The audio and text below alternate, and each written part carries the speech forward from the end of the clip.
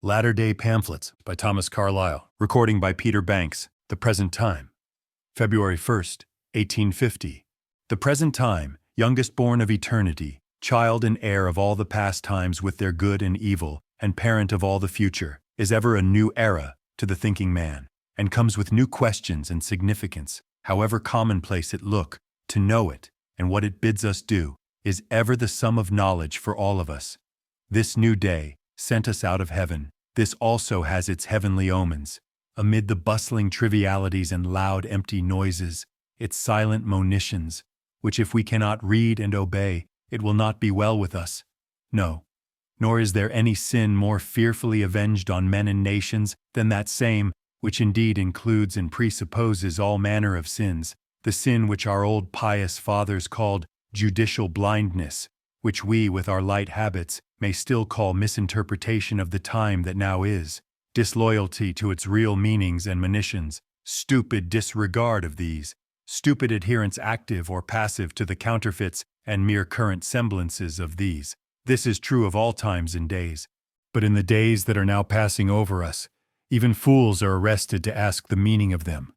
Few of the generations of men have seen more impressive days, days of endless calamity, disruption, dislocation, confusion, worse confounded. If they are not days of endless hope too, then they are days of utter despair. For it is not a small hope that will suffice, the ruin being clearly, either in action or in prospect, universal. There must be a new world, if there is to be any world at all, that human things in our Europe can ever return to the old, sorry routine, and proceed with any steadiness or continuance there. This small hope is not now a tenable one. These days of universal death must be days of universal new birth, if the ruin is not to be total and final. It is a time to make the dullest man consider, and ask himself whence he came, whither he is bound, a veritable new era to the foolish as well as to the wise. Not long ago the world saw, with thoughtless joy which might have been very thoughtful joy, a real miracle not heretofore considered possible or conceivable in the world. A reforming pope. A simple pious creature, a good country priest, invested unexpectedly with the tiara, takes up the New Testament, declares that this henceforth shall be his rule of governing. No more finesse, chicanery, hypocrisy, or false or foul dealing of any kind. God's truth shall be spoken, God's justice shall be done on the throne called of St. Peter. An honest pope, papa, or father of Christendom, shall preside there, and such a throne of St. Peter, and such a Christendom for an honest papa to preside in. The European populations everywhere hailed the omen, with shouting and rejoicing, leading articles and tar barrels, thinking people listened with astonishment, not with sorrow if they were faithful or wise, with awe rather as at the heralding of death, and with a joy as of victory beyond death. Something pious, grand, and as if awful in that joy, revealing once more the presence of a divine justice in this world. For to such men it was very clear how this poor devoted pope would prosper, with his New Testament in his hand. An alarming business, that of governing in the throne of St. Peter by the rule of veracity. By the rule of veracity, the so-called throne of St. Peter was openly declared above 300 years ago to be a falsity, a huge mistake, a pestilent dead carcass which this sun was weary of. More than 300 years ago, the throne of St. Peter received peremptory judicial notice to quit. Authentic order, registered in heaven's chancery, and since legible in the hearts of all brave men, to take itself away, to be gone, and let us have no more to do with it and its delusions and impious deliriums. And it has been sitting every day since, it may depend upon it, at its own peril withal, and will have to pay exact damages yet for every day it has so sat. Law of veracity? What this popedom had to do by the law of veracity was to give up its own foul galvanic life, an offense to gods and men, honestly to die, and get itself buried. Far from this was the thing the poor pope undertook in regard to it, and yet, on the whole, it was essentially this too. Reforming pope, said one of our acquaintance often in those weeks, was there ever such a miracle? About to break up that huge imposthume too, by curing it? Turgot and Necker were nothing to this. God is great, and when a scandal is to end, brings some devoted man to take charge of it in hope, not in despair. But cannot he reform? Asked many simple persons, to whom our friend in grim banter would reply, reform a popedom? Hardly. A wretched old kettle ruined from top to bottom, and consisting mainly now of foul grime and rust. Stop the holes of it. As your antecessors have been doing with temporary putty, it may hang together yet a while. Begin to hammer at it, solder at it, to what you call mend and rectify it. It will fall to sherds, as sure as rust is rust, go all into nameless dissolution, and the fat in the fire will be a thing worth looking at, poor Pope. So accordingly it has proved. The poor Pope, amid felicitations and tar barrels of various kinds, went on joyfully for a season. But he had awakened, he as no other man could do, the sleeping elements, mothers of the whirlwinds, conflagrations, earthquakes. Questions not very soluble at present, where even sages and heroes set to solve them, began everywhere with new emphasis to be asked. Questions which all official men wished, and almost hoped, to postpone till doomsday. Doomsday itself had come. That was the terrible truth. For sure enough, if once the law of veracity be acknowledged as the rule for human things, there will not anywhere be want of work for the reformer. In very few places do human things adhere quite closely to that law. Here was the Papa of Christendom proclaiming that such was actually the case, whereupon all over Christendom such results as we have seen. The Sicilians, I think, were the first notable body that set about applying this new strange rule sanctioned by the General Father.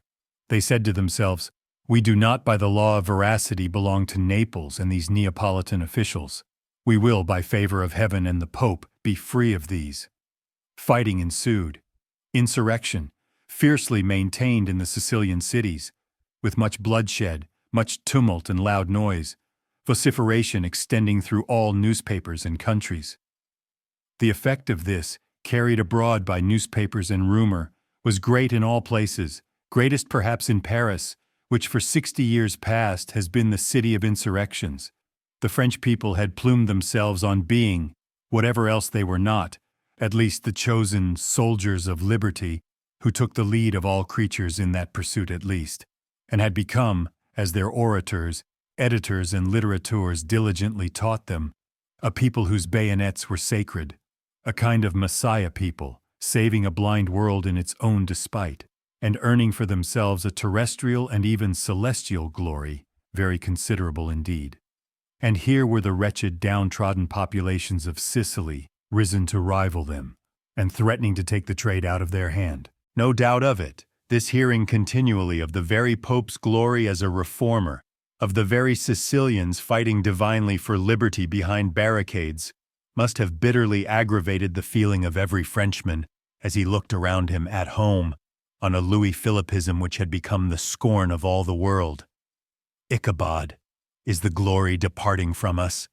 Under the sun is nothing baser by all accounts and evidences than the system of repression and corruption, of shameless dishonesty and unbelief in anything but human baseness that we now live under. The Italians, the very Pope, have become apostles of liberty, and France is— what is France? We know what France suddenly became in the end of February next, and by a clear enough genealogy, we can trace a considerable share in that event to the good simple Pope with the New Testament in his hand. An outbreak, or at least a radical change and even inversion of affairs hardly to be achieved without an outbreak, everybody felt was inevitable in France, but it had been universally expected that France would as usual take the initiative in that matter. And had there been no reforming Pope, no insurrectionary Sicily, France had certainly not broken out then and so, but only afterwards and otherwise. The French explosion, not anticipated by the cunningest men there on the spot scrutinizing it, burst up unlimited, complete, defying computation or control, close following which, as if by sympathetic subterranean electricities, all Europe exploded, boundless, uncontrollable, and we had the year 1848, one of the most singular, disastrous, amazing, and on the whole humiliating years the European world ever saw. Not since the eruption of the northern barbarians has there been the like. Everywhere immeasurable democracy rose monstrous, loud, blatant, inarticulate, as the voice of chaos, Everywhere the official Holy of Holies was scandalously laid bare to dogs and the profane. Enter, all the world, see what kind of official holy it is. Kings everywhere and reigning persons stared in sudden horror, the voice of the whole world bellowing in their ear. Begone, ye imbecile hypocrites, histrios not heroes, off with you, off! And what was peculiar and notable in this year for the first time, the kings all made haste to go, as if exclaiming, "We are poor histrios, we sure enough. Did you want heroes? Don't kill us, we couldn't help it." Not one of them turned round and stood upon his kingship as upon a right he could afford to die for, or to risk his skin upon. By no manner of means. That, I say, is the alarming peculiarity at present. Democracy, on this new occasion, finds all kings conscious that they are but play actors, the miserable mortals enacting their high life below stairs, with faith only that this universe may perhaps be all a phantasm and hypocrisis. The truculent constable of the destinies suddenly enters. Scandalous phantasms, what do you hear? Are solemnly constituted impostors the proper kings of men? Did you think the life of man was a grimacing dance of apes, to be led always by the squeak of your paltry fiddle? Ye miserable, this universe is not an upholstery puppet play, but a terrible God's fact, and you, I think, had not you better be gone? They fled precipitately, some of them with what we may call an exquisite ignominy, in terror of the treadmill or worse, and everywhere the people or the populace take their own government upon themselves. And open kinglessness, what we call anarchy, how happy if it be anarchy plus a street constable, is everywhere the order of the day. Such was the history from Baltic to Mediterranean, in Italy, France, Prussia, Austria, from end to end of Europe, in those March days of 1848. Since the destruction of the old Roman Empire by inroad of the northern barbarians, I have known nothing similar. And so then there remained no king in Europe, no king except the public haranguer, haranguing on barrelhead in leading article, or getting himself aggregated into a national parliament to harangue. And for about 4 months all France, and to a great degree all Europe, rough-ridden by every species of delirium, except happily the murderous for most part, was a weltering mob, presided over by Monsieur de Lamartine at the Hôtel de Ville, a most eloquent, fair-spoken literary gentleman, whom thoughtless persons took for a prophet, priest, and heaven-sent evangelist, and whom a wise Yankee friend of mine discerned to be properly the first stump orator in the world, standing too on the highest stump, for the time. A sorrowful spectacle to men of reflection during the time he lasted, that poor Monsieur de Lamartine, with nothing in him but melodious wind and soft sawder, which he and others took for something divine and not diabolic. Sad enough, the eloquent latest impersonation of chaos come again, able to talk for itself and declare persuasively that it is cosmos. However, you have but to wait a little in such cases. All balloons do and must give up their gas in the pressure of things, and are collapsed in a sufficiently wretched manner before long. And so in city after city, street barricades are piled, and truculent, more or less murderous insurrection begins. Populace after populace rises, king after king capitulates or absconds. And from end to end of Europe, democracy has blazed up explosive, much higher, more irresistible and less resisted than ever before, testifying too sadly on what a bottomless volcano, or universal powder mine of most inflammable, mutinous, chaotic elements, separated from us by a thin earth rind, society with all its arrangements and acquirements everywhere, in the present epoch, rests. The kind of persons who excite or give signal to such revolutions, students, young men of letters, advocates, editors, hot inexperienced enthusiasts, or fierce and justly bankrupt desperadoes, acting everywhere on the discontent of the millions and blowing it into flame, might give rise to reflections as to the character of our epoch. Never till now did young men, and almost children, take such a command in human affairs. A changed time since the word senior, seigneur, or elder, was first devised to signify lord or superior, as in all languages of men we find it to have been. Not an honorable document this either, as to the spiritual condition of our epoch. In times when men love wisdom, the old man will ever be venerable, and be venerated, and reckoned noble. In times that love something else than wisdom, and indeed have little or no wisdom, and see little or none to love, the old man will cease to be venerated. And looking more closely also, you will find that in fact he has ceased to be venerable, and has begun to be contemptible. A foolish boy still, a boy without the graces, generosities, and opulent strength of young boys. In these days, what of lordship or leadership is still to be done? The youth must do it, not the mature or aged man. The mature man, hardened into skeptical egoism, knows no monition but that of his own frigid cautious avarices, mean timidities, and can lead no whither towards an object that even seems noble but to return. This mad state of matters will of course before long allay itself, as it has everywhere begun to do. The ordinary necessities of men's daily existence cannot comport with it, and these, whatever else is cast aside, will have their way. Some remounting, very temporary remounting of the old machine, under new colors and altered forms, will probably ensue soon in most countries. The old histrionic kings will be admitted back under conditions, under constitutions, with national parliaments, or the like fashionable adjuncts. And everywhere the old daily life will try to begin again. But there is now no hope that such arrangements can be permanent, that they can be other than poor, temporary makeshifts, which if they try to fancy and make themselves permanent, will be displaced by new explosions recurring more speedily than last time.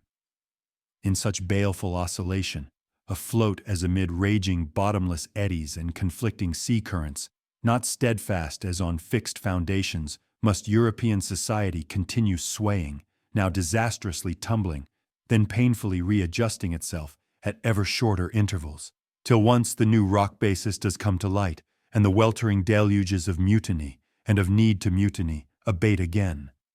For universal democracy, whatever we may think of it, has declared itself as an inevitable fact of the days in which we live, and he who has any chance to instruct or lead in his days must begin by admitting that new street barricades and new anarchies, still more scandalous if still less sanguinary, must return and again return, till governing persons everywhere know and admit that democracy, it may be said, everywhere is here.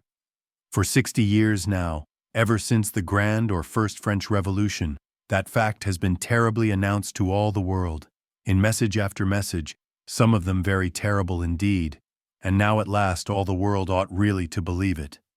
That the world does believe it, that even kings now as good as believe it, and know, or with just terror surmise, that they are but temporary phantasm play actors, and that democracy is the grand, alarming, imminent, and indisputable reality. This, among the scandalous phases we witnessed in the last 2 years, is a phasis full of hope, a sign that we are advancing closer and closer to the very problem itself, which it will behoove us to solve or die, that all fighting and campaigning and coalitioning in regard to the existence of the problem is hopeless and superfluous henceforth. The gods have appointed it so. No pit, nor body of pits or mortal creatures can appoint it otherwise. Democracy, sure enough, is here. One knows not how long it will keep hidden underground even in Russia. And here in England, though we object to it resolutely in the form of street barricades and insurrectionary pikes, and decidedly will not open doors to it on those terms, the tramp of its 1,000,000 feet is on all streets and thoroughfares. The sound of its bewildered thousandfold voice is in all writings and speakings, in all thinkings and modes and activities of men. The soul that does not now, with hope or terror, discern it, is not the one we address on this occasion. What is democracy, this huge inevitable product of the destinies, which is everywhere the portion of our Europe in these latter days? There lies the question for us. Whence comes it, this universal big black democracy? Whither tends it? What is the meaning of it?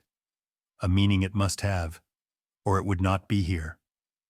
If we can find the right meaning of it, we may, wisely submitting or wisely resisting and controlling, still hope to live in the midst of it. If we cannot find the right meaning, if we find only the wrong or no meaning in it, to live will not be possible. The whole social wisdom of the present time is summoned, in the name of the giver of wisdom, to make clear to itself and lay deeply to heart with an eye to strenuous, valiant practice and effort, what the meaning of this universal revolt of the European populations, which calls itself democracy and decides to continue permanent, may be. Certainly it is a drama full of action, event fast following event, in which curiosity finds endless scope, and there are interests at stake, enough to rivet the attention of all men, simple and wise.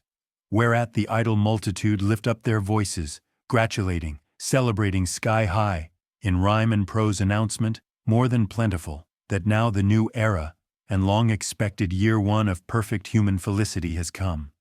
Glorious and immortal people, sublime French citizens, heroic barricades, triumph of civil and religious liberty. O heaven! One of the inevitablest private miseries, to an earnest man in such circumstances, is this multitudinous efflux of oratory and psalmody from the universal foolish human throat, drowning for the moment all reflection whatsoever except the sorrowful one that you are fallen in an evil, heavy-laden, long-eared age, and must resignedly bear your part in the same.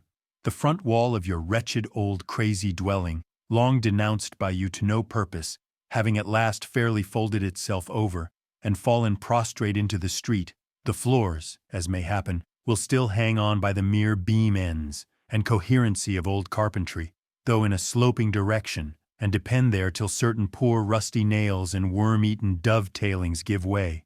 But is it cheering, in such circumstances, that the whole household burst forth into celebrating the new joys of light and ventilation, liberty and picturesqueness of position, and thank God that now they have got a house to their mind?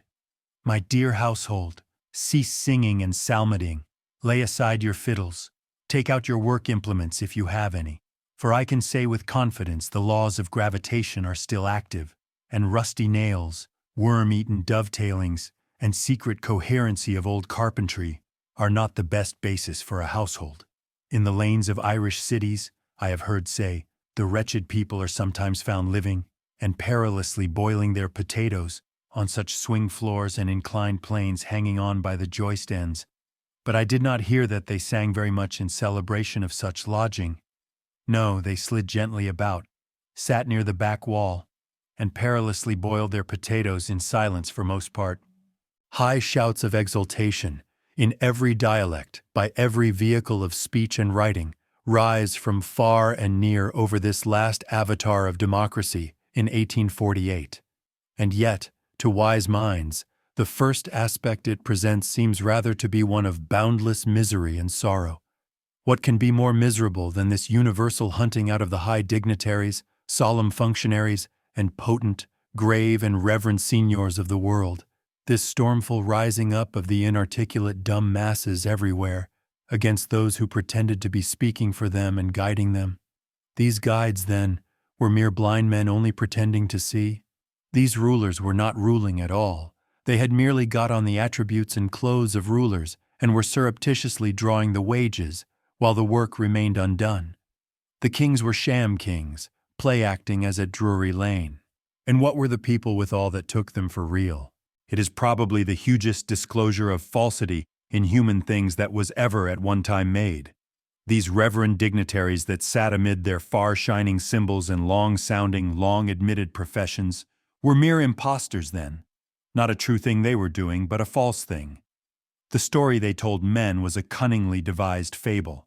The gospels they preached to them were not an account of man's real position in this world, but an incoherent fabrication of dead ghosts and unborn shadows, of traditions, cants, indolences, cowardices, a falsity of falsities, which at last ceases to stick together.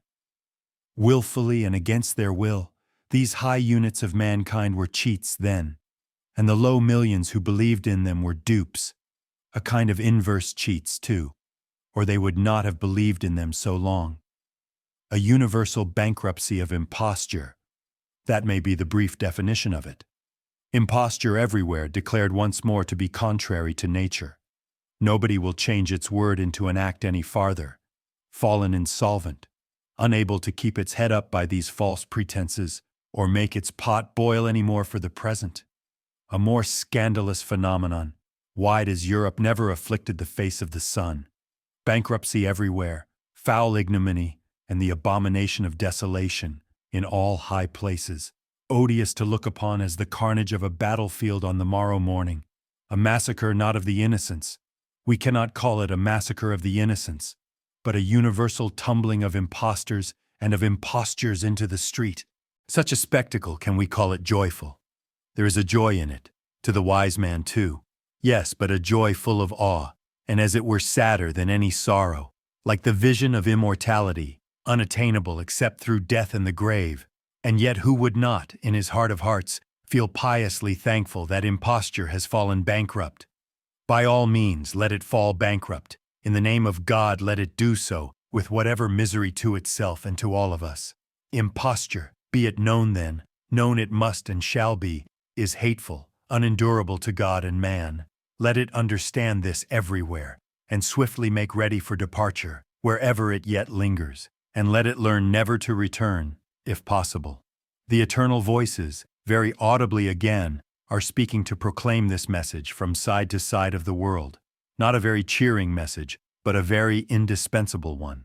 Alas, it is sad enough that anarchy is here, that we are not permitted to regret its being here.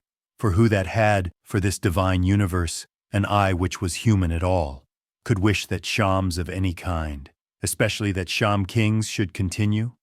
No. At all costs, it is to be prayed by all men that shams may cease. Good heavens, to what depths have we got, when this to many a man seems strange? Yet strange to many a man it does seem. And to many a solid Englishman, wholesomely digesting his pudding among what are called the cultivated classes, it seems strange exceedingly. A mad, ignorant notion, quite heterodox, and big with mere ruin. He has been used to decent forms long since fallen empty of meaning, to plausible modes, solemnities grown ceremonial, what you in your iconoclast humor call shams, all his life long. Never heard that there was any harm in them, that there was any getting on without them. Did not cotton spin itself, beef grow, and groceries and spiceries come in from the east and the west, quite comfortably by the side of shams? Kings reigned, what they were pleased to call reigning. Lawyers pleaded, bishops preached, and honorable members perorated. And to crown the whole, as if it were all real and no sham there, did not scrip continue saleable, and the banker pay in bullion, or paper with a metallic basis? The greatest sham, I have always thought, is he that would destroy shams. Even so, to such depth have I, the poor knowing person of this epoch, got, almost below the level of lowest humanity and down towards the state of apehood and oxhood. For never till in quite recent generations was such a scandalous blasphemy quietly set forth among the sons of Adam. Never before did the creature called man believe generally in his heart that lies were the rule in this earth, that in deliberate, long-established lying could there be help or salvation for him, could there be at length other than hindrance and destruction for him. O heavy-sighed, my solid friend, this is the sorrow of sorrows. What on earth can become of us till this accursed enchantment, the general summary and consecration of delusions, be cast forth from the heart and life of one and all? Cast forth it will be. It must, or we are tending at all moments whitherward I do not like to name. Alas, and the casting of it out, to what heights and what depths will it lead us, in the sad universe mostly of lies and shams and hollow phantasms, grown very ghastly now, in which, as in a safe home, we have lived this century or two, to heights and depths of social and individual divorce from delusions, of reform in right sacred earnest, of indispensable amendment, and stern, sorrowful abrogation in order to depart, such as cannot well be spoken at present, as dare scarcely be thought at present, which nevertheless are very inevitable, and perhaps rather imminent, several of them. Truly we have a heavy task of work before us, and there is a pressing call that we should seriously begin upon it, before it tumble into an inextricable mass, in which there will be no working, but only suffering and hopelessly perishing. Or perhaps democracy, which we announce as now come, will itself manage it. Democracy, once modeled into suffrages, furnished with ballot boxes and such like, will itself accomplish the salutary universal change from delusive to real, and make a new blessed world of us by and by.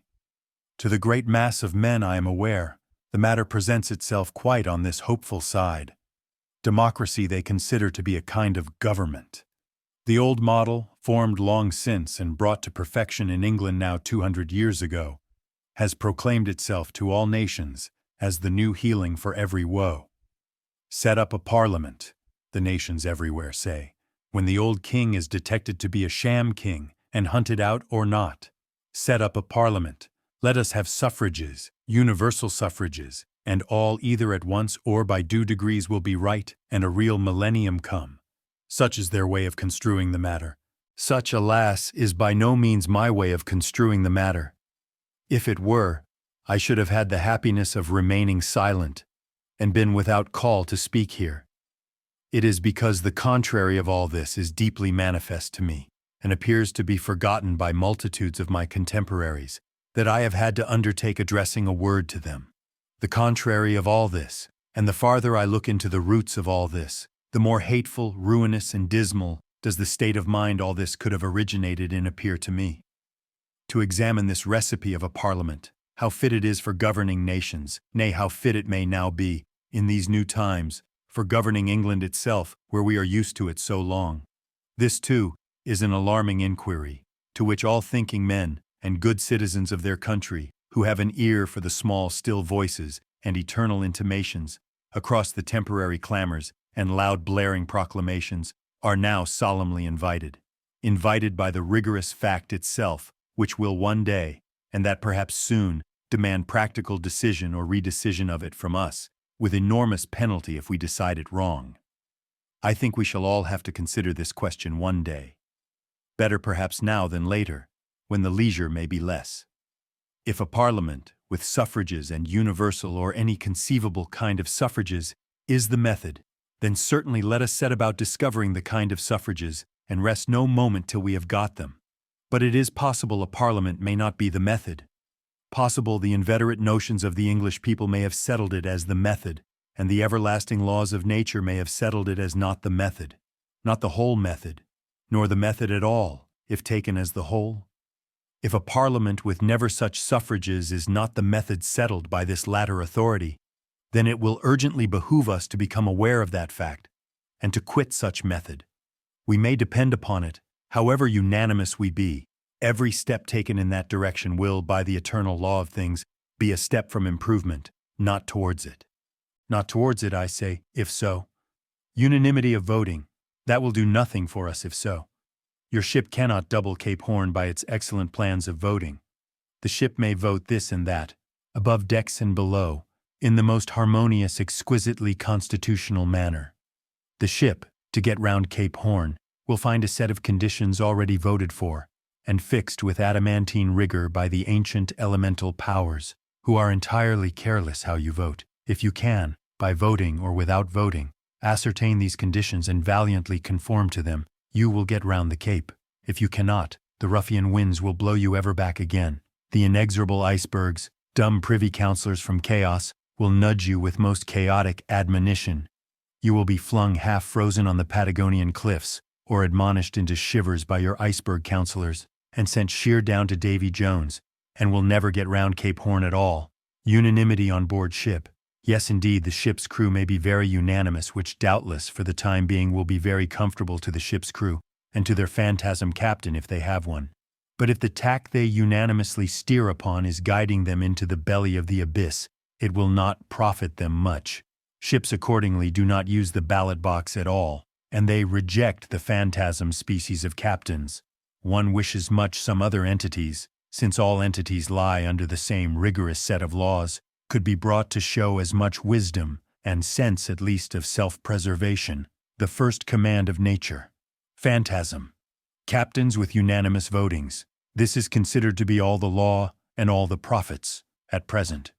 If a man could shake out of his mind the universal noise of political doctors in this generation, and in the last generation or two, and consider the matter face to face, with his own sincere intelligence looking at it, I venture to say he would find this a very extraordinary method of navigating, whether in the Straits of Magellan or the undiscovered Sea of Time.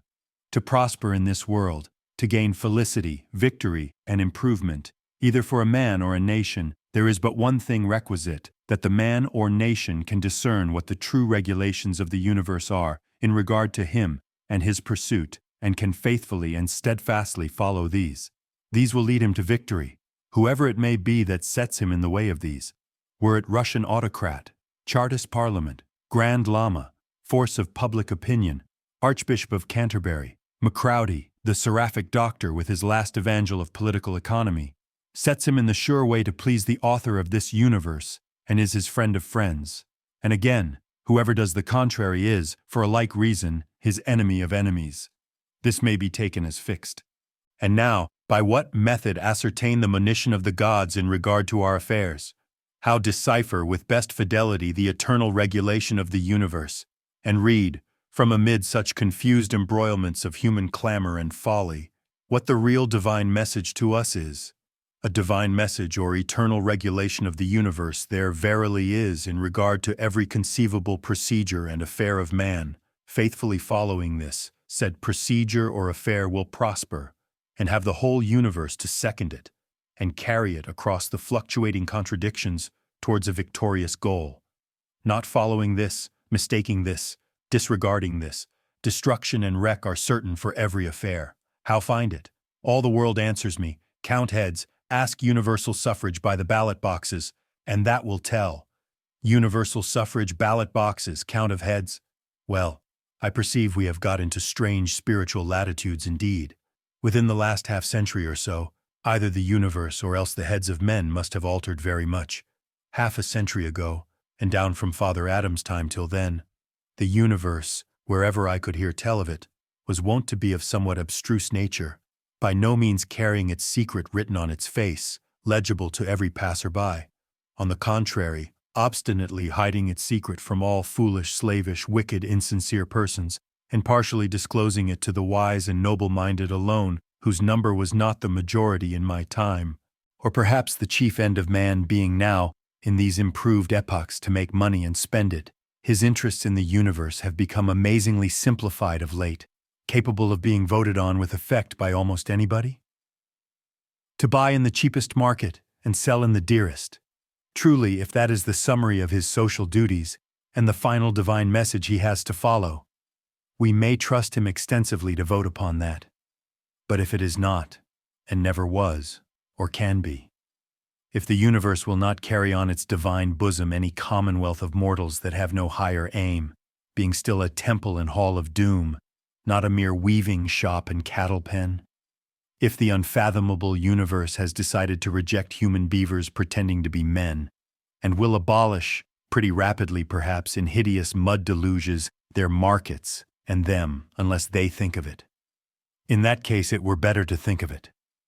And the democracies and universal suffrages, I can observe, will require to modify themselves a good deal. Historically speaking, I believe there was no nation that could subsist upon democracy. Of ancient republics and demoi and populi, we have heard much, but it is now pretty well admitted to be nothing to our purpose. A universal suffrage republic or a general suffrage one, or any but a most limited suffrage one, never came to light or dreamed of doing so in ancient times.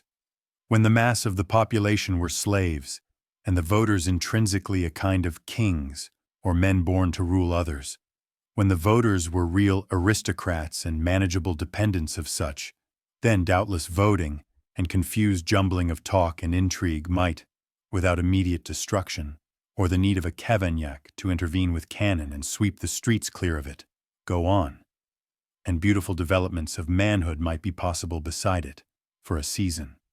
Beside it, or even, if you will, by means of it, and in virtue of it, though that is by no means so certain as is often supposed. Alas, no.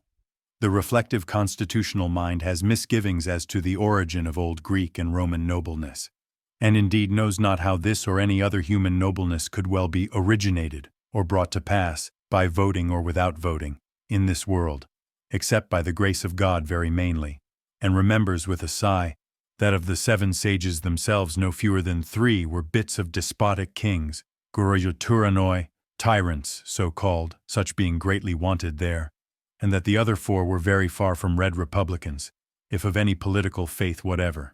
We may quit the ancient classical concern and leave it to college clubs and speculative debating societies in these late days. Of the various French republics that have been tried, or that are still on trial, of these also it is not needful to say any word.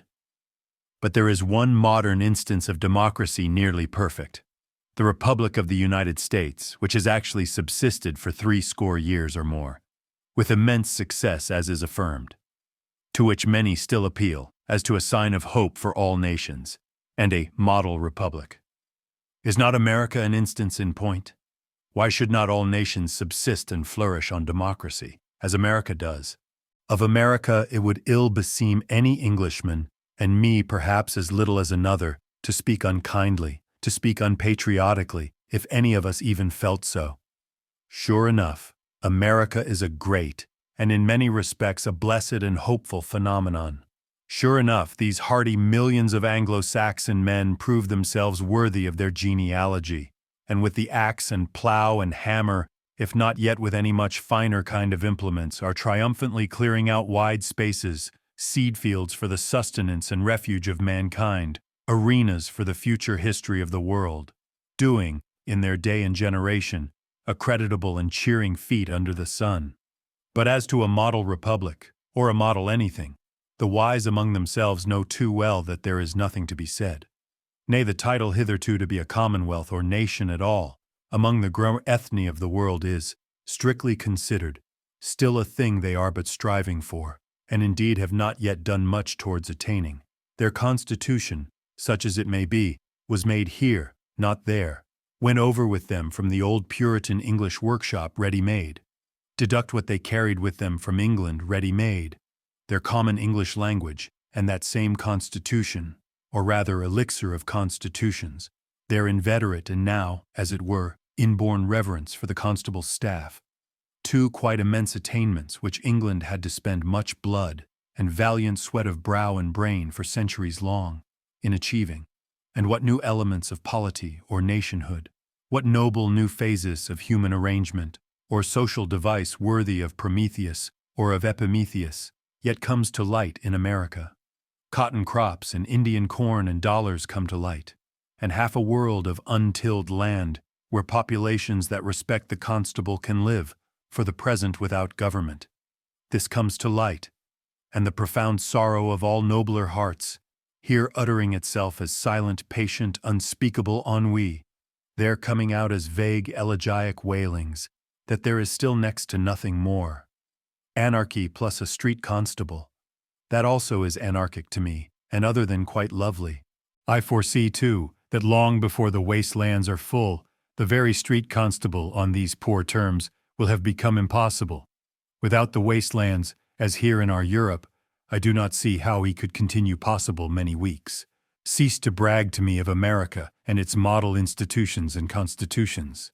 To men in their sleep there is nothing granted in this world. Nothing, or as good as nothing, to men that sit idly caucusing and ballot boxing on the graves of their heroic ancestors, saying, "It is well, it is well."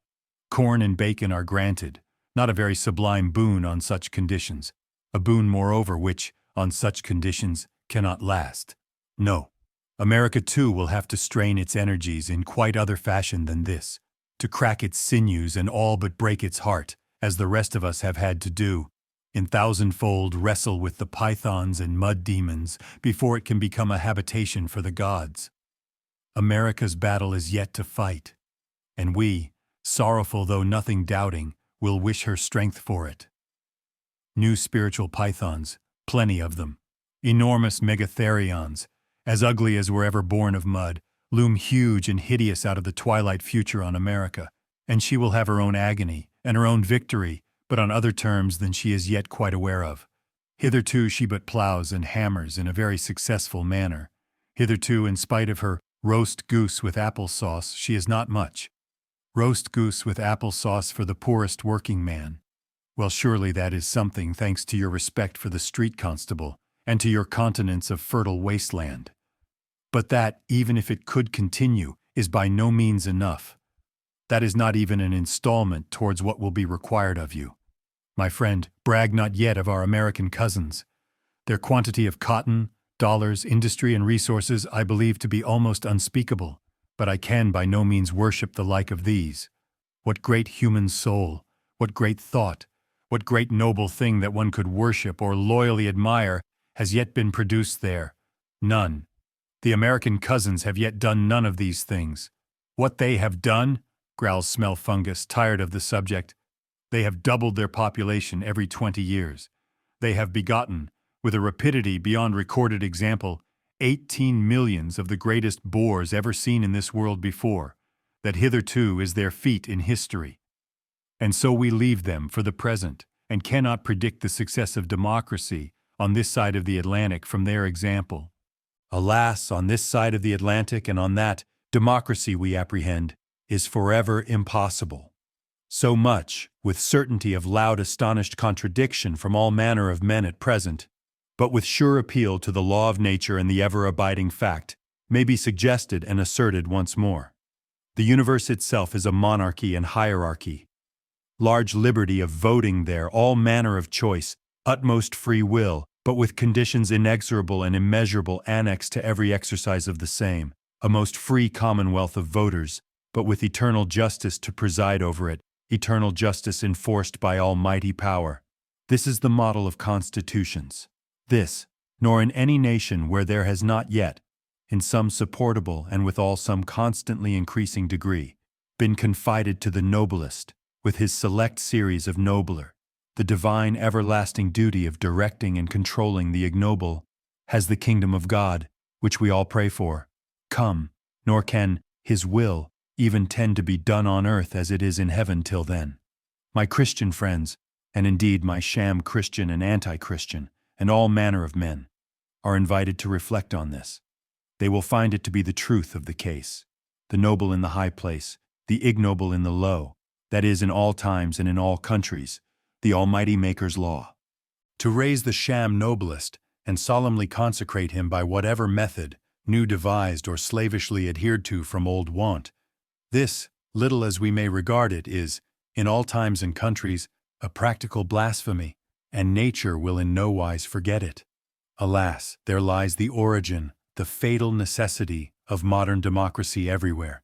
It is the noblest, not the sham noblest. It is God Almighty's noble, not the court tailor's noble, nor the able editor's noble, that must in some approximate degree be raised to the supreme place. He and not a counterfeit, under penalties deep as death, and at length terrible as hell on earth, my constitutional friend, will the ballot box raise the noblest to the chief place. Does any sane man deliberately believe such a thing? That nevertheless is the indispensable result, attain it how we may. If that is attained, all is attained. If not that, nothing. He that cannot believe the ballot box to be attaining it will be comparatively indifferent to the ballot box. Excellent for keeping the ship's crew at peace under their phantasm captain, but unserviceable under such for getting round Cape Horn. Alas, that there should be human beings requiring to have these things argued of at this late time of day. I say, it is the everlasting privilege of the foolish to be governed by the wise, to be guided in the right path by those who know it better than they. This is the first right of man, compared with which all other rights are as nothing, mere superfluities, corollaries which will follow of their own accord out of this, if they be not contradictions to this, and less than nothing. To the wise it is not a privilege, far other indeed. Doubtless, as bringing preservation to their country, it implies preservation of themselves withal, but intrinsically it is the harshest duty a wise man, if he be indeed wise, has laid to his hand, a duty which he would fain enough shirk, which accordingly, in these sad times of doubt and cowardly sloth, he has long everywhere been endeavoring to reduce to its minimum, and has in fact in most cases nearly escaped altogether. It is an ungoverned world, a world which we flatter ourselves will henceforth need no governing. On the dust of our heroic ancestors we too sit ballot boxing, saying to one another, "It is well, it is well." By inheritance of their noble struggles, we have been permitted to sit slothful so long. By noble toil, not by shallow laughter and vain talk, they made this English existence from a savage forest into an arable, inhabitable field for us. And we, idly dreaming it would grow spontaneous crops forever, find it now in a too questionable state, peremptorily requiring real labor and agriculture again. Real agriculture is not pleasant. Much pleasanter to reap and winnow, with ballot box or otherwise, than to plow. Who would govern that can get along without governing? He that is fittest for it is of all men the unwillingest, unless constrained. By multifarious devices we have been endeavoring to dispense with governing, and by very superficial speculations of laissez-faire, supply and demand, and C to persuade ourselves that it is best so. The real captain, unless it be some captain of mechanical industry hired by Mammon, where is he in these days? Most likely in silence, in sad isolation somewhere, in remote obscurity, trying if, in an evil ungoverned time, he cannot at least govern himself. The real captain undiscoverable, the phantasm captain everywhere very conspicuous. It is thought phantasm captains, aided by ballot boxes, are the true method after all. They are much the pleasantest for the time being. And so no dux or duke of any sort, in any province of our affairs, now leads. The duke's bailiff leads, what little leading is required for getting in the rents, and the duke merely rides in the state coach.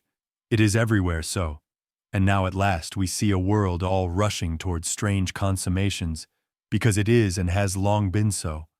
I do not suppose any reader of mine, or many persons in England at all, have much faith in fraternity, equality, and the revolutionary millenniums preached by the French prophets in this age. But there are many movements here too, which tend inevitably in the like direction, and good men, who would stand aghast at Red Republic and its adjuncts, seem to me traveling at full speed towards that or a similar goal. Certainly the notion everywhere prevails among us too, and preaches itself abroad in every dialect, uncontradicted anywhere so far as I can hear, that the grand panacea for social woes is what we call enfranchisement, emancipation, or, translated into practical language, the cutting asunder of human relations, wherever they are found grievous, as is like to be pretty universally the case at the rate we have been going for some generations past. Let us all be free of one another. We shall then be happy. Free without bond or connection, except that of cash payment. Fair day's wages for the fair day's work, bargained for by voluntary contract and law of supply and demand. This is thought to be the true solution of all difficulties and injustices that have occurred between man and man. To rectify the relation that exists between two men, is there no method then, but that of ending it? The old relation has become unsuitable, obsolete, perhaps unjust. It imperatively requires to be amended. And the remedy is, abolish it, let there henceforth be no relation at all. From the sacrament of marriage downwards, human beings used to be manifoldly related, one to another, and each to all. And there was no relation among human beings, just or unjust, that had not its grievances and difficulties, its necessities on both sides to bear and forbear. But henceforth, be it known, we have changed all that, by favor of heaven. The voluntary principle has come up, which will itself do the business for us, and now let a new sacrament, that of divorce which we call emancipation, and spout of on our platforms, be universally the order of the day. Have men considered whither all this is tending, and what it certainly enough betokens? Cut every human relation which has anywhere grown uneasy sheer asunder. Reduce whatsoever was compulsory to voluntary, whatsoever was permanent among us to the condition of nomadic. In other words, loosen by assiduous wedges in every joint the whole fabric of social existence, stone from stone, till at last, all now being loose enough, it can, as we already see in most countries, be overset by sudden outburst of revolutionary rage, and lying as mere mountains of anarchic rubbish, solicit you to sing fraternity and CC over it, and to rejoice in the new remarkable era of human progress we have arrived at. Certainly emancipation proceeds with rapid strides among us, this good while, and has got to such a length as might give rise to reflections in men of a serious turn. West Indian blacks are emancipated, and it appears refuse to work. Irish whites have long been entirely emancipated, and nobody asks them to work, or on condition of finding them potatoes, which of course is indispensable, permits them to work. Among speculative persons, a question has sometimes risen. In the progress of emancipation, are we to look for a time when all the horses also are to be emancipated and brought to the supply and demand principle? Horses, too, have motives, are acted on by hunger, fear, hope, love of oats, terror of plaited leather. Nay, they have vanity, ambition, emulation, thankfulness, vindictiveness, some rude outline of all our human spiritualities, a rude resemblance to us in mind and intelligence, even as they have in bodily frame.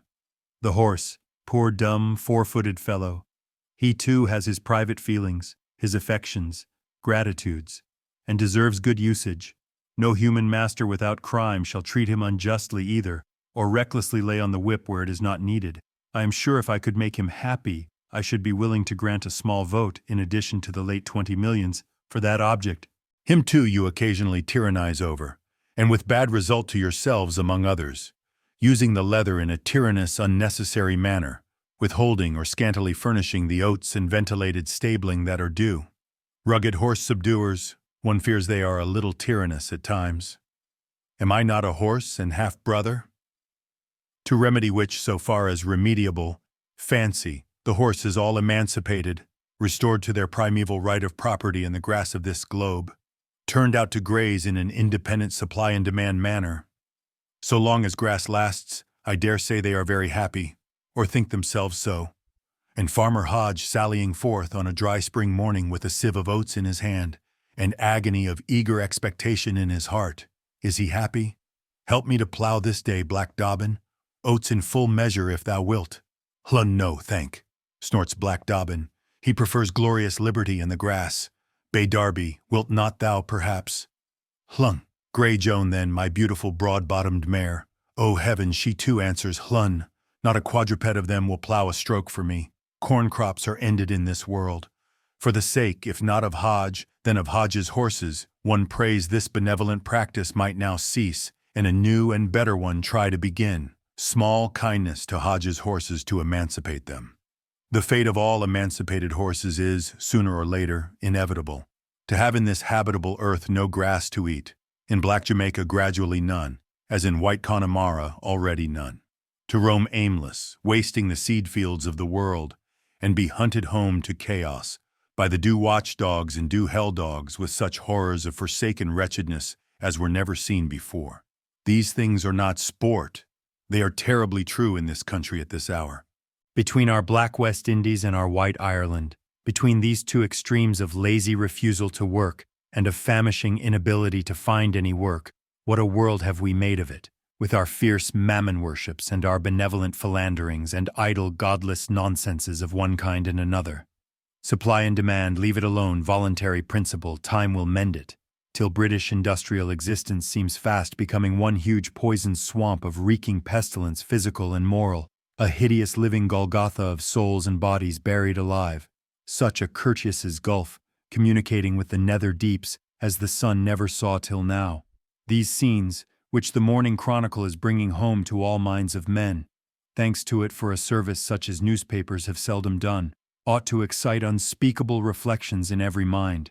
30,000 outcast needlewomen working themselves swiftly to death, 3 million paupers rotting in forced idleness helping said needlewomen to die. These are but items in the sad ledger of despair. 30,000 wretched women, sunk in that putrefying well of abominations. They have oozed in upon London from the universal Stygian quagmire of British industrial life, are accumulated in the well of the concern, to that extent.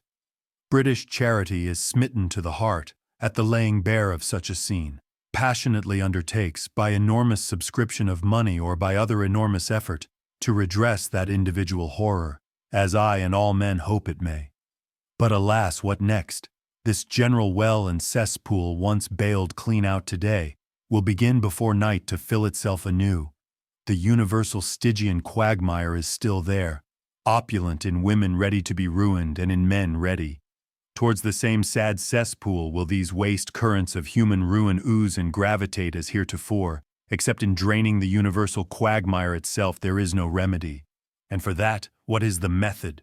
Cry many in an angry manner, to whom for the present I answer only, not emancipation it would seem, my friends, not the cutting loose of human ties, something far the reverse of that, Many things have been written about shirt-making, but here perhaps is the saddest thing of all, not written anywhere till now, that I know of.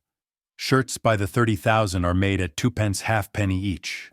And in the meanwhile no needlewoman, distressed or other, can be procured in London by any housewife to give, for fair wages, fair help in sewing. Ask any thrifty house mother, high or low, and she will answer. In high houses and in low, there is the same answer.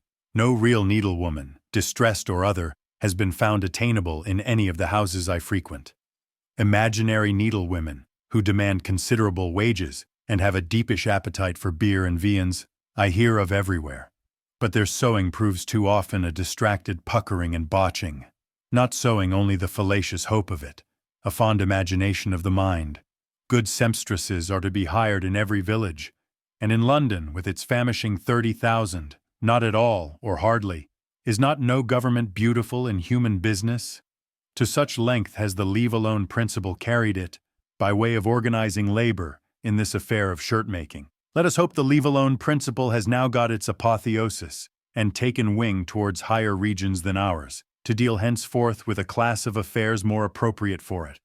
Reader, did you ever hear of constituted anarchy? Anarchy, the choking, sweltering, deadly and killing rule of no rule, the consecration of cupidity and braying folly, and dim stupidity and baseness in most of the affairs of men, slop shirts attainable 3 halfpence cheaper by the ruin of living bodies and immortal souls, solemn bishops and high dignitaries, our divine pillars of fire by night, debating meanwhile with their largest wigs and gravest look upon something they call prevenient grace. Alas, our noble men of genius, heaven's real messengers to us, they also rendered nearly futile by the wasteful time, pre-appointed they everywhere and assiduously trained by all their pedagogues and monitors to rise in Parliament, to compose orations, write books, or in short speak words, for the approval of reviewers, instead of doing real kingly work to be approved of by the gods. Our government, a highly responsible one, responsible to no god that I can hear of, but to the 27 million gods of the shilling gallery. A government tumbling and drifting on the whirlpools and mud deluges, floating atop in a conspicuous manner, no whither, like the carcass of a drowned ass. Authentic chaos come up into this sunny cosmos again, and all men singing Gloria in excelsis to it, in spirituals and temporals, in field and workshop, from Manchester to Dorsetshire, from Lambeth Palace to the lanes of Whitechapel, wherever men meet and toil and traffic together, anarchy, anarchy, and only the street constable, though with ever-increasing difficulty, still maintaining himself in the middle of it. That so, for one thing, this blessed exchange of slop shirts for the souls of women may transact itself in a peaceable manner. I, for my part, do profess myself in eternal opposition to this, and discern well that universal ruin has us in the wind, unless we can get out of this. My friend Crabbe, in a late number of his intermittent radiator, pertinently enough exclaims, "When shall we have done with all this of British liberty, voluntary principle, dangers of centralization and the like? It is really getting too bad. For British liberty, it seems, the people cannot be taught to read. British liberty, shuddering to interfere with the rights of capital, takes 6 or 8 millions of money annually to feed the idle laborer whom it dare not employ. For British liberty, we live over poisonous cesspools, gully drains, and detestable abominations, and omnipotent London cannot sweep the dirt out of itself. British liberty produces, what? Floods of Hansard debates every year, and apparently little else at present. If these are the results of British liberty, I, for one, move we should lay it on the shelf a little, and look out for something other and farther. We have achieved British liberty hundreds of years ago, and are fast growing, on the strength of it, one of the most absurd populations the sun, among his great museum of absurdities, looks down upon at present. Curious enough, the model of the world just now is England and her constitution. All nations striving towards it. Poor France swimming these last 60 years in seas of horrid dissolution and confusion, resolute to attain this blessedness of free voting, or to die in chase of it. Prussia, too, solid Germany itself, has all broken out into crackling of musketry, loud pamphleteering and Frankfurt parliamenting and palavering. Germany too will scale the sacred mountains, how steep soever, and by talisman of ballot box, inhabit a political Elysium henceforth. All the nations have that one hope. Very notable, and rather sad to the humane onlooker. For it is sadly conjectured, all the nations labor somewhat under a mistake as to England, and the causes of her freedom and her prosperous cotton spinning, and have much misread the nature of her parliament, and the effect of ballot boxes and universal suffrages there. What if it were because the English Parliament was from the first, and is only just now ceasing to be, a council of actual rulers, real governing persons, called peers, mitred abbots, lords, knights of the shire, or howsoever called, actually ruling each his section of the country, and possessing, it must be said, in the lump, or when assembled as a council, uncommon patience, devoutness, probity, discretion, and good fortune, that the said Parliament ever came to be good for much. In that case it will not be easy to imitate the English Parliament, and the ballot box and suffrage will be the mere bow of Robin Hood, which it is given to very few to bend or shoot with to any perfection. And if the peers become mere big capitalists, railway directors, gigantic hucksters, kings of scrip, without lordly quality or other virtue except cash, and the mitred abbots change to mere able editors, masters of parliamentary eloquence, doctors of political economy and such like, and all have to be elected by a universal suffrage ballot box, I do not see how the English Parliament itself will long continue seaworthy. Nay, I find England in her own big dumb heart, wherever you come upon her in a silent meditative hour, begins to have dreadful misgivings about it. The model of the world, then, is at once unattainable by the world, and not much worth attaining. England, as I read the omens, is now called a second time to show the nations how to live. For by her Parliament, as chief governing entity, I fear she is not long for this world. Poor England must herself again, in these new strange times, the old methods being quite worn out, learn how to live. That now is the terrible problem for England, as for all the nations, and she alone of all, not yet sunk into open anarchy, but left with time for repentance and amendment. She, wealthiest of all in material resource, in spiritual energy, in ancient loyalty to law, and in the qualities that yield such loyalty, she perhaps alone of all may be able, with huge travail and the strain of all her faculties, to accomplish some solution. She will have to try it. She has now to try it. She must accomplish it, or perish from her place in the world. England, as I persuade myself, still contains in it many kings, possesses, as old Rome did, many men not needing election to command, but eternally elected for it by the Maker himself. England's one hope is in these just now. They are among the silent, I believe, mostly far away from platforms and public palaverings, not speaking forth the image of their nobleness in transitory words, but imprinting it, each on his own little section of the world, in silent facts, in modest, valiant actions, that will endure forevermore. They must sit silent no longer. They are summoned to assert themselves, to act forth, and articulately vindicate, in the teeth of howling multitudes, of a world too justly maddened into all manner of delirious clamors, what of wisdom they derive from God. England and the eternal voices summon them. Poor England never so needed them as now. Up, be doing everywhere. The hour of crisis has verily come. In all sections of English life, the God-made king is needed, is pressingly demanded in most. In some, cannot longer without peril as of conflagration, be dispensed with. He, wheresoever he finds himself, can say, "Here too am I wanted. Here is the kingdom I have to subjugate and introduce God's laws into, God's laws instead of Mammon's and Macrowdy's and the old anarchs. Here is my work, here or nowhere." Are there many such, who will answer to the call in England? It turns on that, whether England, rapidly crumbling in these very years and months, shall go down to the abyss, as her neighbors have all done, or survive to new grander destinies without solution of continuity. Probably the chief question of the world at present. The true commander and king, he who knows for himself the divine appointments of this universe, the eternal laws ordained by God the Maker, in conforming to which lies victory and felicity, in departing from which lies and forever must lie, sorrow and defeat, for each and all of the posterity of Adam in every time and every place.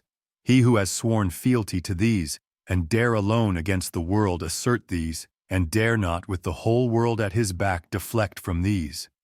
He, I know too well, is a rare man, difficult to discover, not quite discoverable, I apprehend, by maneuvering of ballot boxes and riddling of the popular clamor according to the most approved methods. He is not sold at any shop I know of, though sometimes, as at the sign of the ballot box, he is advertised for sale. Difficult indeed to discover, and not very much assisted or encouraged in late times to discover himself, which I think might be a kind of help. Encouraged rather, and commanded in all ways, if he be wise, to hide himself and give place to the windy counterfeit of himself, such as the universal suffrages can recognize, such as loves the most sweet voices of the universal suffrages. O Peter, what becomes of such a people? What can become? Did you never hear, with the mind's ear as well, that fateful Hebrew prophecy, I think the fatefulest of all, which sounds daily through the streets, Au clo, au clo. A certain people once upon a time clamorously voted by overwhelming majority, not he, Barabbas, not he, him and what he is and what he deserves, we know well enough. A reviler of the chief priests and sacred chancery wigs, a seditious heretic, physical force chartist, an enemy of his country and mankind, to the gallows and the cross with him. Barabbas is our man. Barabbas, we are for Barabbas. They got Barabbas. Have you well considered what a fund of purblind obduracy, of opaque flunkeyism grown truculent and transcendent? What an eye for the phylacteries, and want of eye for the eternal noblenesses, sordid loyalty to the prosperous semblances, and high treason against the supreme fact, such a vote betokens in these natures. For it was the consummation of a long series of such. They and their fathers had long kept voting so. A singular people, who could both produce such divine men, and then could so stone and crucify them. A people terrible from the beginning. Well, they got Barabbas, and they got, of course, such guidance as Barabbas and the like of him could give them. And of course they stumbled ever downwards and devilwards, in their truculent stiff-necked way, and at this hour, after 18 centuries of sad fortune, they prophetically sing Au clo in all the cities of the world. Might the world, at this late hour, but take note of them, and understand their song a little. Yes, there are some things the universal suffrage can decide, and about these it will be exceedingly useful to consult the universal suffrage. But in regard to most things of importance, and in regard to the choice of men especially, there is, astonishing as it may seem, next to no capability on the part of universal suffrage. I request all candid persons who have never so little originality of mind, and every man has a little, to consider this. If true, it involves such a change in our now fashionable modes of procedure as fills me with astonishment and alarm. If popular suffrage is not the way of ascertaining what the laws of the universe are, and who it is that will best guide us in the way of these, then woe is to us if we do not take another method. Delolme on the British Constitution will not save us. Deaf will the parse be to votes of the House, to leading articles, constitutional philosophies. The other method, alas, it involves a stopping short or vital change of direction in the glorious career which all Europe, with shouts heaven high, is now galloping along, and that, happen when it may, will to many of us be probably a rather surprising business. One thing I do know, and can again assert with great confidence, supported by the whole universe, and by some 200 generations of men, who have left us some record of themselves there, that the few wise will have by one method or another to take command of the innumerable foolish, that they must be got to take it, and that in fact, since wisdom, which means also valor and heroic nobleness, is alone strong in this world, and one wise man is stronger than all men unwise, they can be got, that they must take it, and having taken, must keep it, and do their God's message in it, and defend the same, at their life's peril, against all men and devils. This I do clearly believe to be the backbone of all future society, as it has been of all past, and that without it there is no society possible in the world. And what a business this will be, before it end in some degree of victory again, and whether the time for shouts of triumph and tremendous cheers upon it is yet come, or not yet by a great way, I perceive too well. A business to make us all very serious indeed. A business not to be accomplished but by noble manhood, and devout all daring, all enduring loyalty to heaven, such as fatally sleeps at present, such as is not dead at present either, unless the gods have doomed this world of theirs to die. A business which long centuries of faithful travail and heroic agony, on the part of all the noble that are born to us, will not end, and which to us of this tremendous cheering century, it were blessedness very great to see successfully begun. Begun, tried by all manner of methods, if there is one wise statesman or man left among us, it verily must be. Begun successfully or unsuccessfully, we do hope to see it. In all European countries, especially in England, one class of captains and commanders of men, recognizable as the beginning of a new real and not imaginary aristocracy, has already in some measure developed itself, the captains of industry. Happily the class who above all, or at least first of all, are wanted in this time. In the doing of material work, we have already men among us that can command bodies of men. And surely on the other hand, there is no lack of men needing to be commanded. The sad class of brother men whom we had to describe as Hodge's emancipated horses, reduced to roving famine. This too has in all countries developed itself, and in fatal geometrical progression is ever more developing itself, with a rapidity which alarms everyone.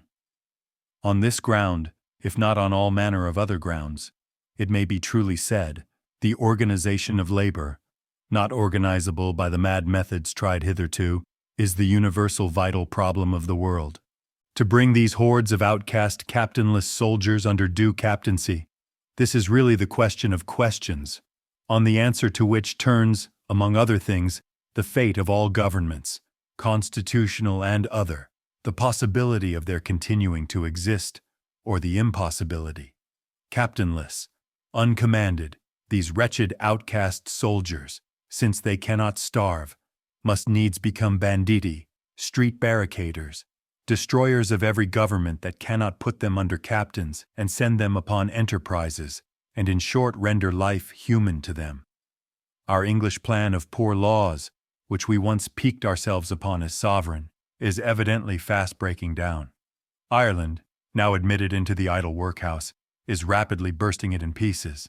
That never was a human destiny for any honest son of Adam. Nowhere but in England could it have lasted at all. And now with Ireland's sharer in it and the fullness of time come, it is as good as ended. Alas, yes. Here in Connemara, your crazy ship of the state, otherwise dreadfully rotten in many of its timbers, I believe, has sprung a leak, spite of all hands at the pump. The water is rising. The ship, I perceive, will founder, if you cannot stop this leak. To bring these captainless under due captaincy. The anxious thoughts of all men that do think are turned upon that question, and their efforts, though as yet blindly and to no purpose, under the multifarious impediments and obscurations, all point thitherward. Isolated men and their vague efforts cannot do it. Government everywhere is called upon, in England as loudly as elsewhere, to give the initiative. A new strange task of these new epochs, which no government never so constitutional can escape from undertaking, for it is vitally necessary to the existence of society itself. It must be undertaken, and succeeded in too, or worse will follow. And as we already see in Irish Connaught and some other places, will follow soon. To whatever thing still calls itself by the name of government, were it never so constitutional and impeded by official impossibilities, all men will naturally look for help and direction what to do in this extremity. If help or direction is not given, if the thing called government merely drift and tumble to and fro, no whither, on the popular vortexes, like some carcass of a drowned ass, constitutionally put at the top of affairs, popular indignation will infallibly accumulate upon it. One day, the popular lightning, descending forked and horrible from the black air, will annihilate said supreme carcass and smite it home to its native ooze again. Your lordship, this is too true, though irreverently spoken. Indeed, one knows not how to speak of it, and to me it is infinitely sad and miserable, spoken or not, unless perhaps the voluntary principle will still help us through. Perhaps this Irish leak, in such a rotten, distressed condition of the ship, with all the crew so anxious about it, will be kind enough to stop of itself. Dismiss that hope, your lordship. Let all real and imaginary governors of England, at the pass we have arrived at, dismiss forever that fallacious fatal solace to their do-nothingism. Of itself too clearly, the leak will never stop. By human skill and energy it must be stopped, or there is nothing but the sea bottom for us all. A chief governor of England really ought to recognize his situation, to discern that, doing nothing and merely drifting to and fro in however constitutional a manner, he is a squanderer of precious moments, moments that perhaps are priceless. A truly alarming chief governor. Surely, to a chief governor of England worthy of that high name, surely to him, as to every living man, in every conceivable situation short of the kingdom of the dead, there is something possible, some plan of action other than that of standing mildly, with crossed arms, till he and we sink? Complex as his situation is, he, of all governors now extant among these distracted nations, has, as I compute, by far the greatest possibilities. The captains, actual or potential, are there, and the million captainless, and such resources for bringing them together as no other has. To these outcast soldiers of his, unregimented roving banditti for the present, or unworking workhouse prisoners who are almost uglier than banditti, to these floods of Irish beggars, able-bodied paupers and nomadic lackalls, now stagnating or roaming everywhere, drowning the face of the world, too truly, into an untenantable swamp and Stygian quagmire, has the chief governor of this country no word whatever to say? Nothing but rate in aid, time will mend it, necessary business of the session, and after me the deluge? A chief governor that confront his Irish difficulty and steadily contemplate the horoscope of Irish and British pauperism, and whitherward it is leading him and us, in this humor must be what shall we call such a chief governor? Alas, in spite of old use and wont, little other than a tolerated solecism, growing daily more intolerable. He decidedly ought to have some word to say on this matter, to be incessantly occupied in getting something which he could practically say, perhaps to the following, or a much finer effect. Speech of the British Prime Minister to the floods of Irish and other beggars, the able-bodied lackalls, nomadic or stationary, and the General Assembly, outdoor and indoor, of the pauper populations of these realms. Vagrant lackalls, foolish most of you, criminal many of you, miserable all. The sight of you fills me with astonishment and despair. What to do with you I know not. Long have I been meditating, and it is hard to tell. Here are some 3 millions of you, as I count. So many of you fallen sheer over into the abysses of open beggary, and fearful to think, every new unit that falls is loading so much more the chain that drags the others over. On the edge of the precipice hang uncounted millions, increasing, I am told, at the rate of 1,200 a day. They hang there on the giddy edge, poor souls, cramping themselves down, holding on with all their strength, but falling one after another, and the chain is getting heavy, so that ever more fall, and who at last will stand? What to do with you? The question, what to do with you, especially since the potato died, is like to break my heart. One thing, after much meditating, I have at last discovered, and now know for some time back, that you cannot be left to roam abroad in this unguided manner, stumbling over the precipices, and loading ever heavier the fatal chain upon those who might be able to stand. That this of locking you up in temporary idle workhouses, when you stumble, and subsisting you on Indian meal, till you can sally forth again on fresh roamings, and fresh stumblings, and ultimate descent to the devil. That this is not the plan, and that it never was, or could out of England have been supposed to be, much as I have prided myself upon it. Vagrant lackalls, I at last perceive all this that has been sung and spoken for a long while about enfranchisement, emancipation, freedom, suffrage, civil and religious liberty over the world, is little other than sad temporary jargon, brought upon us by a stern necessity, but now ordered by a sterner to take itself away again a little. Sad temporary jargon, I say, made up of sense and nonsense, sense in small quantities and nonsense in very large. And if taken for the whole or permanent truth of human things, It is no better than fatal, infinite nonsense eternally untrue. All men, I think, will soon have to quit this, to consider this as a thing pretty well achieved, and to look out towards another thing much more needing achievement at the time that now is. All men will have to quit it, I believe. But to you, my indigent friends, the time for quitting it has palpably arrived. To talk of glorious self-government, of suffrages and hustings, and the fight of freedom and such like, is a vain thing in your case. By all human definitions and conceptions of the said fight of freedom, you, for your part, have lost it, and can fight no more. Glorious self-government is a glory not for you, not for Hodge's emancipated horses, nor you. No, I say, no. You, for your part, have tried it and failed. Left to walk your own road, the will-o'-wisps beguiled you, your short sight could not descry the pitfalls, the deadly tumult and press has whirled you hither and thither, regardless of your struggles and your shrieks.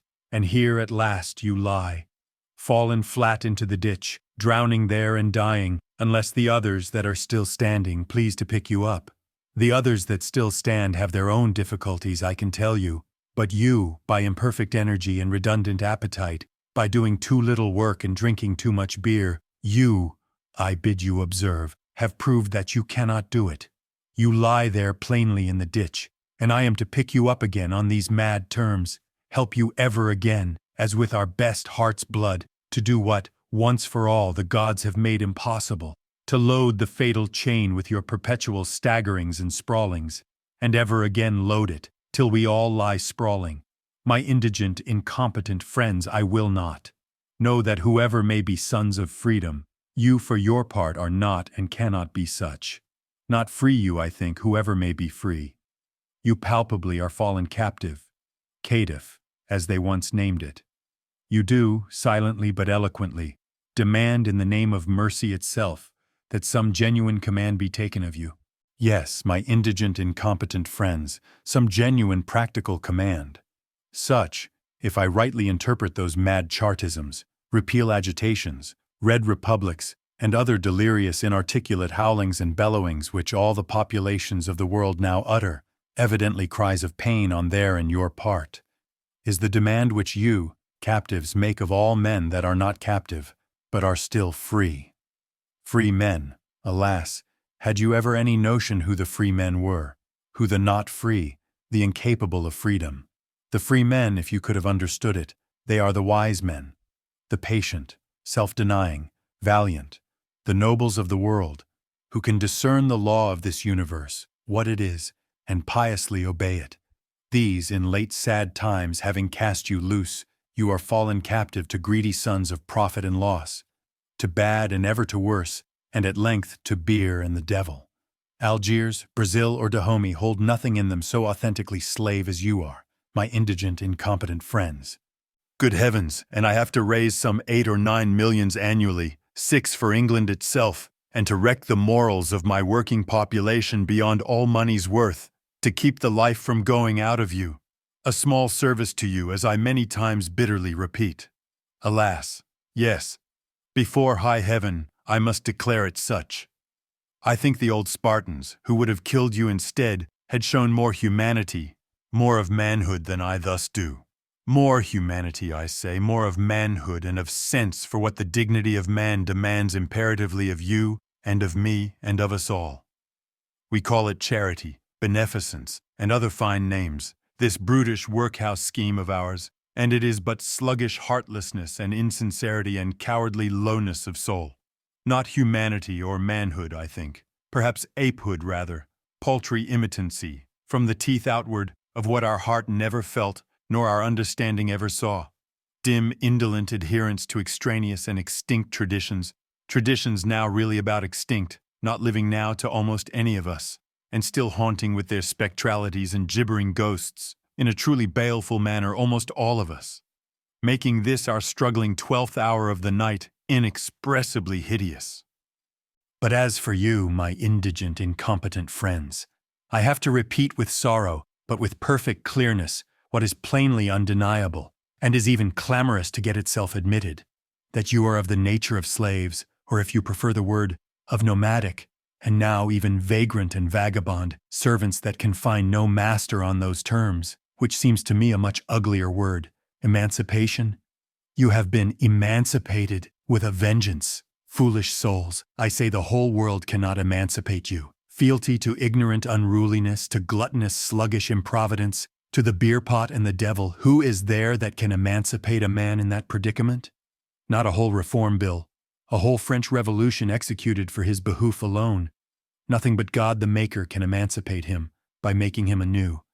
To forward which glorious consummation will it not be well, O indigent friends, that you, fallen flat there, shall henceforth learn to take advice of others as to the methods of standing. Plainly I let you know, and all the world and the worlds know, that I for my part mean it so. Not as glorious unfortunate sons of freedom, but as recognized captives, as unfortunate fallen brothers requiring that I should command you, and if need were, control and compel you, can there henceforth be a relation between us? Ask me not for Indian meal. You shall be compelled to earn it first. Know that on other terms I will not give you any. Before heaven and earth, and God the Maker of us all, I declare it is a scandal to see such a life kept in you, by the sweat and heart's blood of your brothers, and that if we cannot mend it, death were preferable. Go to, we must get out of this unutterable coil of nonsenses, constitutional, philanthropical, and in which, surely without mutual hatred, if with less of love than is supposed, we are all strangling one another. Your want of wants, I say, is that you be commanded in this world, not being able to command yourselves. Know therefore that it shall be so with you. Nomadism, I give you notice, has ended. Needful permanency, soldier-like obedience, and the opportunity and the necessity of hard, steady labor for your living have begun. Know that the idle workhouse is shut against you henceforth. You cannot enter there at will, nor leave at will. You shall enter a quite other refuge, under conditions strict as soldiering, and not leave till I have done with you. He that prefers the glorious, or perhaps even the rebellious inglorious, career of freedom, let him prove that he can travel there, and be the master of himself, and right good speed to him.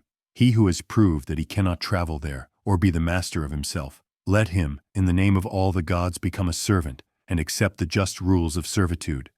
Arise, enlist in my Irish, my Scotch, and English regiments of the new era, which I have been concocting day and night during these 3 grouse seasons, taking earnest incessant counsel with all manner of industrial notabilities and men of insight on the matter, and have now brought to a kind of preparation for incipiency, thank heaven.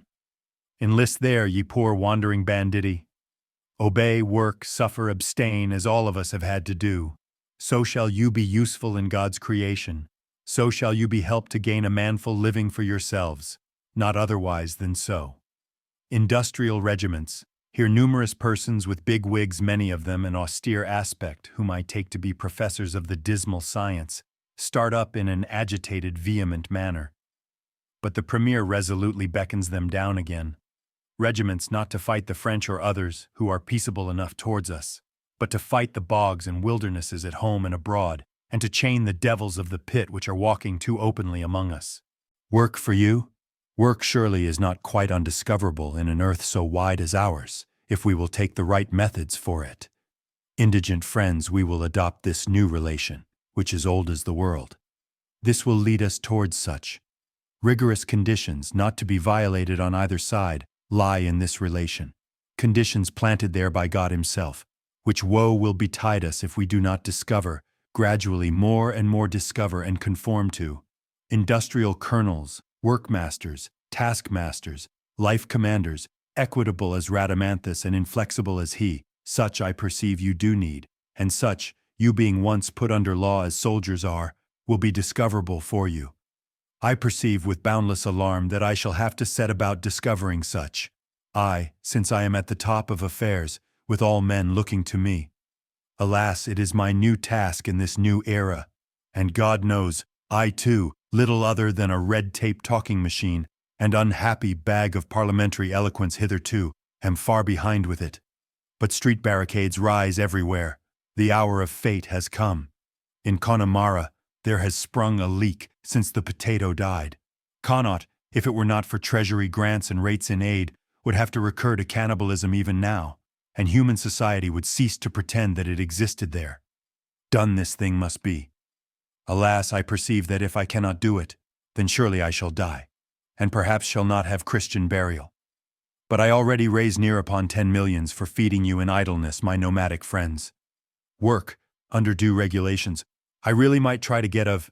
Here arises indescribable uproar, no longer repressible, from all manner of economists, emancipationists, constitutionalists, and miscellaneous professors of the dismal science, pretty numerously scattered about, and cries of private enterprise, rights of capital, voluntary principle, doctrines of the British Constitution, swollen by the general assenting hum of all the world, quite drown the chief minister for a while.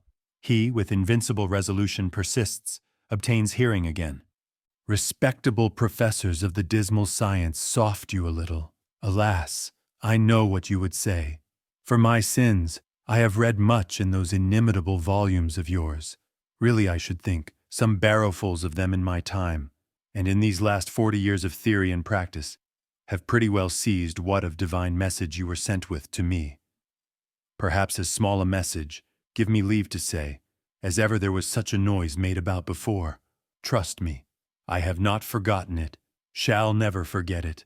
Those laws of the shop till are indisputable to me, and practically useful in certain departments of the universe, as the multiplication table itself. Once I even tried to sail through the immensities with them, and to front the big coming eternities with them.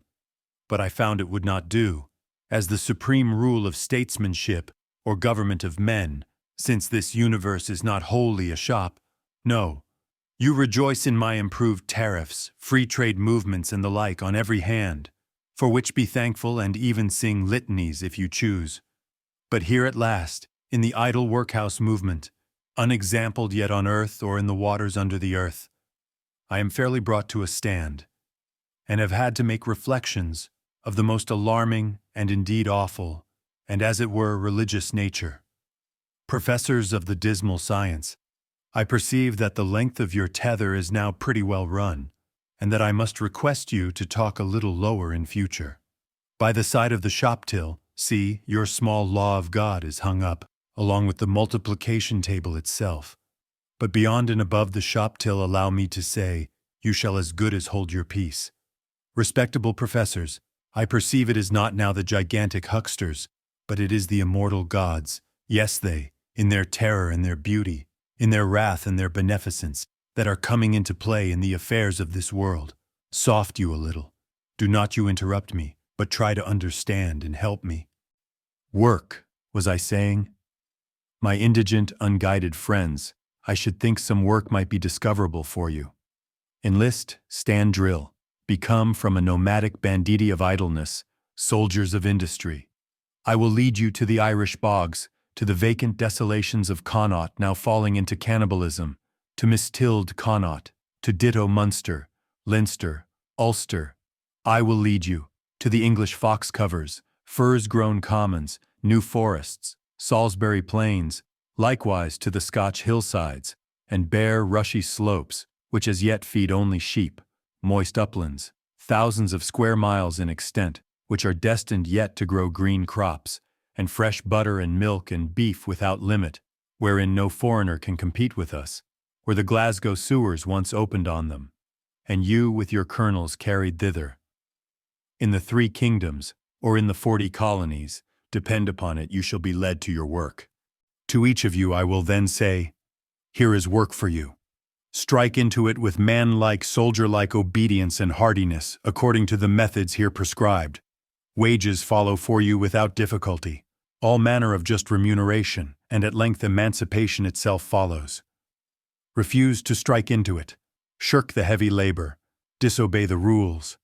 I will admonish and endeavor to incite you. If in vain, I will flog you. If still in vain, I will at last shoot you and make God's earth and the forlorn hope in God's battle free of you. Understand it, I advise you. The organization of labor. Left speaking, says our reporter. Left speaking, alas that he should have to speak so much. There are things that should be done, not spoken, that till the doing of them is begun, cannot well be spoken. He may have to speak 7 years yet, before a spade be struck into the bog of Allen. And then perhaps it will be too late. You perceive, my friends, we have actually got into the new era there has been such prophesying of. Here we all are, arrived at last. And it is by no means the land flowing with milk and honey we were led to expect. Very much the reverse. A terrible new country this. No neighbors in it yet, that I can see, but irrational flabby monsters, philanthropic and other, of the giant species. Hyenas, laughing hyenas, predatory wolves, probably devils, blue or perhaps blue and yellow devils, as St. Guthlac found in Croyland long ago. A huge untrodden haggard country, the chaotic battlefield of frost and fire, a country of savage glaciers, granite mountains, of foul jungles, unhewed forests, quaking bogs, which we shall have our own edus to make arable and habitable, I think. We must stick by it, however. Of all enterprises, the impossiblest is that of getting out of it and shifting into another. To work then, one and all, hands to work.